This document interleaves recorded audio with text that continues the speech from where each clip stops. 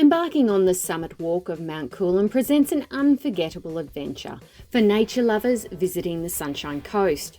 This popular hiking trail, set within the Mount Coolum National Park, offers a delightful blend of challenging terrain and panoramic views. Today's video will help you find it and tell you what it's like to complete the track, so that you can take advantage of these awe-inspiring landscapes for yourself. Even better that it's so close to the coastal areas and short enough that it can even be used as an early morning starter for your day. Mount Coolum is conveniently located at the corner of Jana Hill Drive and Tanar Street West, just off David Low Way, between Mount Coolum and Yarumba. It's just a short drive south of Coolum Beach and about 20 minutes north of Maroochydore, making it easily accessible for those staying anywhere on the Sunshine Coast. I always have a preference to drive my own car there, but the car parking area here is really small and it can get busy with the locals. Therefore, in the middle of the day is probably your best time to avoid the crowds, but it's not always ideal at this time for sun exposure. However, if you're planning for a sunrise visit or just after, please make sure you get there early, as everyone seems to visit at this time. And while you can visit at any time of the day, it is going to be safer during daylight hours. Alternatively, you can use public transport by taking either the 620 or 622 bus, which both have stops approximately 500 metres away from the base of the Mount Coolum track. The trail is classified as a Grade 4, 1.6 kilometres return to complete, and has about 800 stairs. This means it involves steep inclines and uneven surfaces, and it's not always marked, making it suitable for intermediate to advanced hikers. While it's one of the shortest tracks, the steepness and stairs will make up for it and can be challenging for the less active people. I tend to take a lot of photos and videos when walking up, and it only took us about 45 minutes to get to the top and about 30 minutes down. But there is a recommendation to allow for 2 hours to return. I can't say that we are the most fit, and there were so many locals running up for their morning exercise. There was even one guy who passed us 4 times, a little depressing I must say, while completing the hike twice for himself. As you begin your journey, the trail is easy to follow and well marked. This is the shadiest section of the track, and where you'll encounter the stunning rainforest landscapes filled with lush vegetation and towering trees. Soon after, the rock-formed stairs will increase and guide you in a zigzag way until you get closer to the top. Some of the path is fenced with unstable edges, so please ensure you stay on the formed sections for safety, especially if it's been wet from rain. It will eventually lead you up to the side of Mount Coolum's volcanic dome. It's from here the path is less formed, but still very clear where you need to go. The rock has formed some uneven stairs, and you will just need to walk around this section to lead up to the top, or just follow the crowds.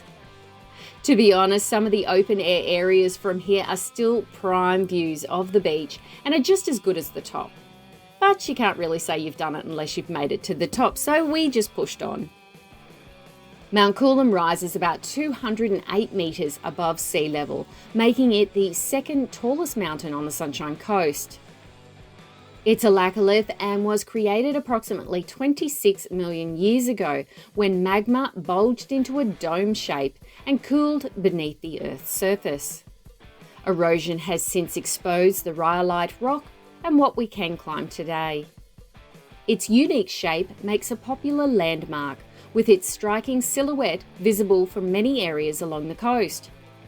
You can even use it for birdwatching, see wildflowers, and other rare plants.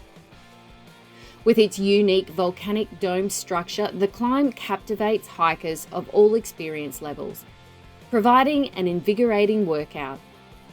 Whether you're an avid climber or a casual visitor seeking natural beauty, I think the journey to Mount Coolum's peak is one of the best things you can do on the Sunshine Coast.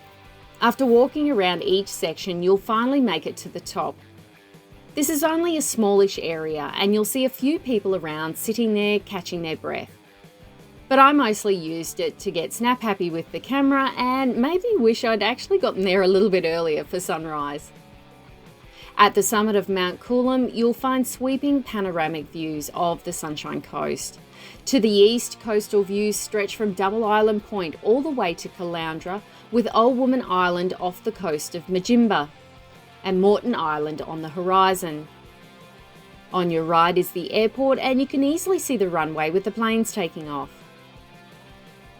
The short tracks at the top offer the best views for the south and showcase a patchwork of flat cane land, river valleys and rolling hills, and the Sunshine Coast hinterland, plus even the gorgeous Glasshouse Mountains in the distance.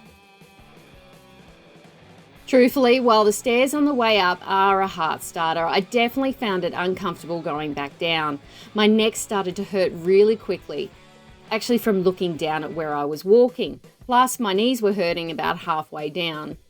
Therefore, poles might be handy for the downward trek if you're older like me.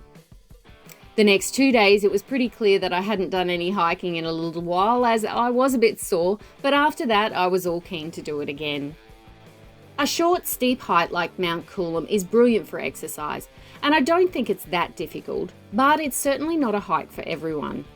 I do think you need to be relatively active, and it will help if you walk a lot of stairs or hike more frequently than me.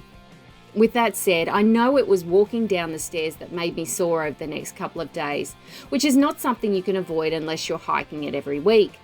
Plus, it definitely won't stop me from trying to do it again one day when I'm in the area. So is it suitable for kids?